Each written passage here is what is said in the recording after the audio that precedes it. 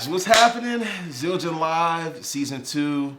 Aaron Spears. I'm sitting here with the great New Orleans finest, Stanton Moore. It's great to see you, man. Good to see you as well, my guy. Yes, indeed. Pleasure. Man, Stanton, tell me a little bit, man, about your background and some of the influences that have directly influenced your playing. Yeah, so for me, when I grew up, my parents were super into Mardi Gras. And, you know, you just are. Yeah. It's part of the culture. Yeah. So as a kid, my mom would bring me to these parades when I was starting at 8 months old, right? Wow. There's pictures of me in a clown outfit. Like, you know, 8 months old going to the parade. Nice. You know?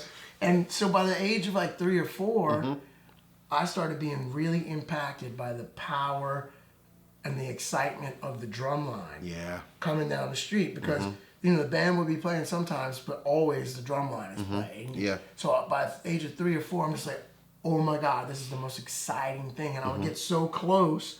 My mom would have to pull me back so I didn't get hit by one of the bass drum mallets coming out. You know, she's like, you're standing too close because I wanted to just like get in it. Yeah. And so by the age of like 5 or 6, I started coming home and like hitting on stuff. And my dad was like a dashboard drummer, and you know we would drive my mom nuts just hitting on plates with knives and stuff. Yeah. So he encouraged me, even though he wasn't a drummer. He was like, you know, he loved to tap on stuff.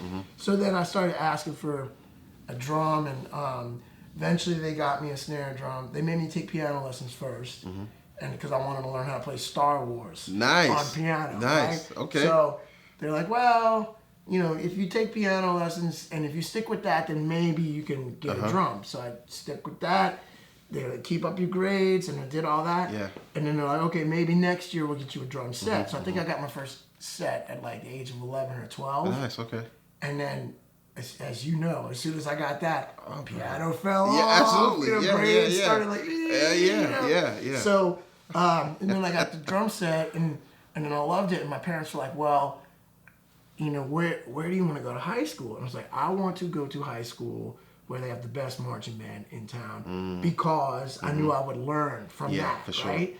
My parents asked around and found out, well, we hear that this school, Brother Martin High School, has the best drum line. Well, we didn't know it, but it was because Marty Hurley was there. And Marty is a renowned rudimental teacher who taught John Wooten, Jeff Prosperi, you know, the list goes on. And so then I go in and audition for Marty Hurley. He's like, play a double stroke roll. I'm like, he's like, I was like, but I had enough foresight back then to be like, well, can you show me? Nice. And he's like, ba ba ba ba ba ba ba ba da. He's like, play a paradiddle. I'm like, you know, I'm freezing in this moment. For sure.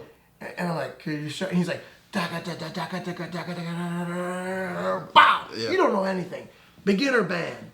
And I was crushed because I, you know, in elementary school I got honor band. But I realized like I can't do what this gruff, disgruntled old man can do. So I better do everything he tells me. So I got into school. Long story short, I didn't really apply myself until you know freshman year. I thought I would make it on the line. I didn't make it on the line, but I had to parade in Mardi Gras holding the banner in my school uniform. Wow. Because they didn't have a uniform for me. Wow.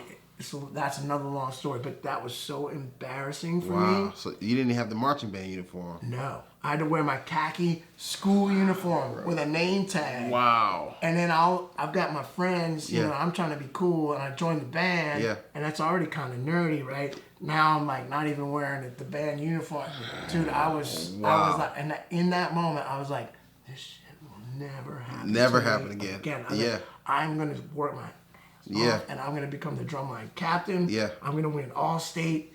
And, and so I did. I started studying with Marty privately, and then he got me to the point where I eventually did become the drumline captain. I won all state and all that. But I knew that all of that was just to get me to drum set, and so I started studying with Johnny Vidakovich. New Orleans legend, and very, very loose, very fluid, very like, you know, much like water, and you couldn't have two polar opposite approaches, right? Absolutely. So it took me a while to learn how to loosen up from the fundamentals that I got with Marty, to loosen that up and apply to what Johnny was showing me.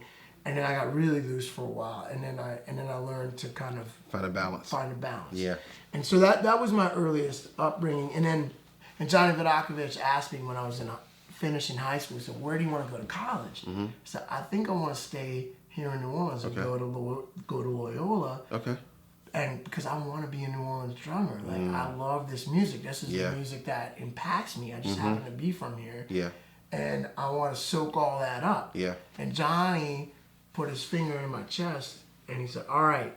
He said, "But if you graduate here and you haven't moved away or gone on the road, if I catch you hanging out in town just playing gigs around town, I'm going to come personally. I'm going to find you and I'm going to personally kick your ass." So nice. I took his advice. Yeah. And I hit the road. I started hitting the road before I even graduated college. Wow. Okay, very cool. And then I just been on the road. Yeah.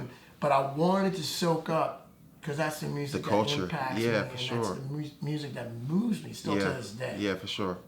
Definitely. That's dope, man. Really cool. I want to talk to you, man, about gear. Yeah. Welcome, first of all, welcome to the Zildjian roster, Thank you, man. I mean, I think Zildjian is definitely excited to have you here. I know that the people here, Zildjian Live, are really looking forward to hearing you play. But, yikes. Come on in, Ash. Come on in, it's Ash Stokes. Sorry.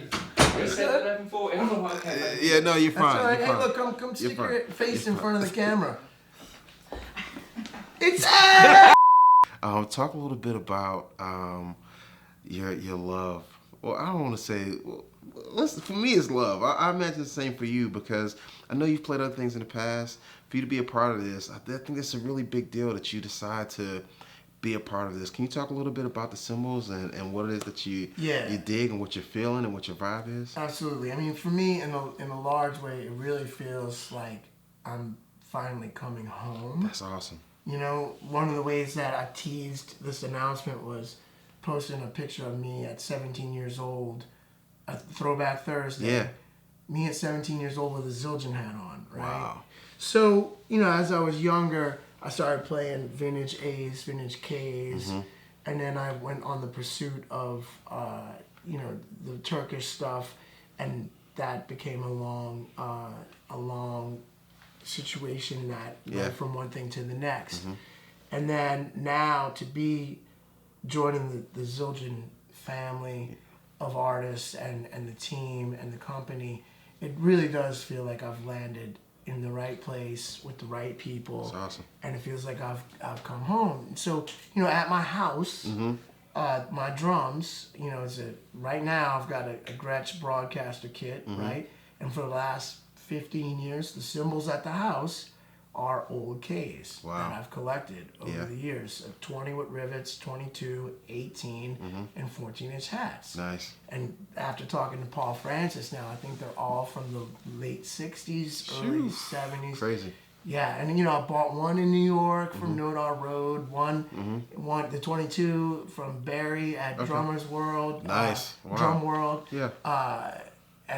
And that's the 22. The 18 I got from Ray Franson's Drum Center in New Orleans. The 14s were given to me by a student. Like, you know. Yeah. But, so I know what vintage Ks sound like. Yeah. Every morning when I'm in my pajamas, drinking my coffee, I've always got that reference, right?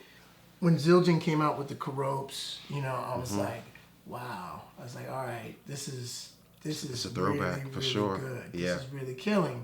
And so, you know, when it started to become apparent that maybe I should make this move, you know, and it just all added up to become a no-brainer for me, you know. So I'm just like, man, this is all just adding up to just being such an organic, natural fit, you know. Yeah. And everybody's been so welcoming and open armed, Very and cool. it just feels like I've joined the family that You're supposed to be. I'm supposed to be. Absolutely. Very cool. It just makes sense. It does, for sure. know? Well, we're glad to have you here, man, and really happy to have you here, part of Zildjian Live Season 2. Before I let you go, can you just speak a little bit about your song and what you're going to be playing today? Yeah, sure. So, you know, I watched some of the Zildjian Live videos from last year. Watched yours, you know. Appreciate it. Thomas Pridgeon, Nicky Glaspie, and you know some of the other guys, and I'm like, man, what do I want to do?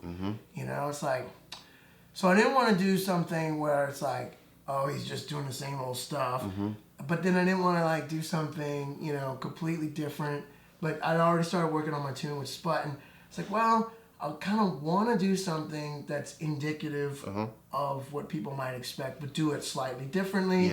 And then also throw in a couple things that people might not expect. So we're starting off with a tune that I wrote. And then I'm trying to vary the groove up a little bit, add in some of the you know, advancements that I've made over the years. I don't want to just, you know, come out and spit out the same stuff. You know? So I want to reference that, kind of do something in line with what people might expect from me, but also make it so it's not the same old stuff, right? So then we're doing that, and then we're transitioning. That's a song I wrote. You want me to name the titles and stuff? Yeah, you can. So that's a tune called Sprung Monkey that I wrote, and then Sput put a little bit of a spin on it. So it's cool, and then we're going into the changes of a tune that James Black wrote. And it was released in 1963. And this tune is a tune that's become a standard in New Orleans, and it really kind of separates the men from the boys. And it's in 5, but then like in the 70s, I think he reharmonized it and added some different accented pushes in it. So it's like that was the original thing. Then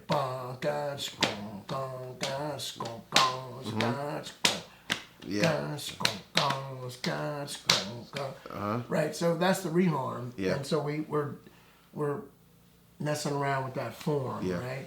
And I'm soloing over it, and you know, doing some fun stuff with that.